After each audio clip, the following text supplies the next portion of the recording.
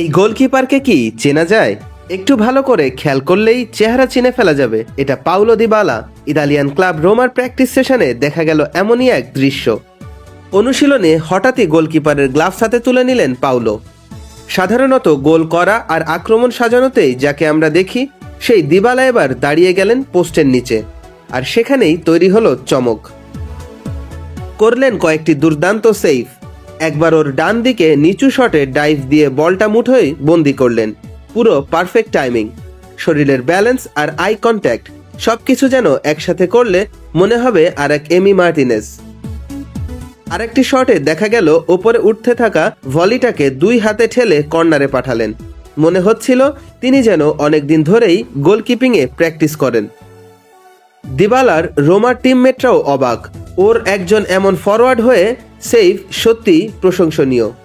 এই দৃশ্য দেখে স্বাভাবিকভাবেই প্রশ্ন উঠছে, দিবালার ভেতরে লুকিয়ে আছে কি আর এক প্রতিভা? 2026 বিশ্বকাপে কি তাকে গোলকিপার হিসেবে বিবেচনা করবেন আর্জেন্টাইন কোচ লিওনেল স্কালোনি? এমন সেভ দেখে বলাই যায় দিবালা হয়তো সে দাবি করতেই পারে। স্কালোনি হয়তো তাকে গোলকিপার বানাবেন না, কিন্তু গোলবারের নিচে এমন পারফরমেন্স নিশ্চিতভাবেই দিবালা ভক্তদের মনে দাগ কেটে যাবে। যেই দিবালাকে ভাবা হতো পরবর্তী মেসি, প্রতিভা আর পারফরমেন্স থাকলেও মেসির পজিশনের প্লেয়ার হওয়াতে জাতীয় দলে তেমন সুযোগ হয়নি দিবালার। ইনজুরিতে আলবিসেলেস্তেদের হয়ে শেষ কিছু ম্যাচের স্কোয়াডে ছিলেন না দিবালা। তবে রোমার প্র্যাকটিসে তার এই চিল মুড জানিয়ে দিচ্ছে দিবালা তৈরি হচ্ছেন আর একটা বিশ্বকাপে অংশ নিতে। সামনে বড় মঞ্চ, চ্যালেঞ্জটাও বড়। মেসির হয়তো শেষ বিশ্বকাপ।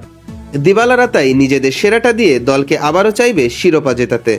দিবালা, লাউতারো মার্টিনেজরা যদি জ্বলে উঠতে পারে, তাহলে মেসির বিদায় বিশ্বকাপে আবারও শিরোপা উঠতে পারে আর্জেন্টিনার ঘরে। ক্ষণগণনা শুরু হয়ে গেছে 2026 ফিফা বিশ্বকাপের। এবারের আসরে গেলবারের চ্যাম্পিয়ন আর্জেন্টিনা নিশ্চিতভাবে হট ফেভারিট।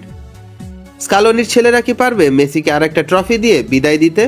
সব প্রশ্নের উত্তর মিলবে মার্কিন মুল্লুকে মাঠের লড়াইয়ে। অনিক ইসলাম শোভন, টিম স্পোর্টস।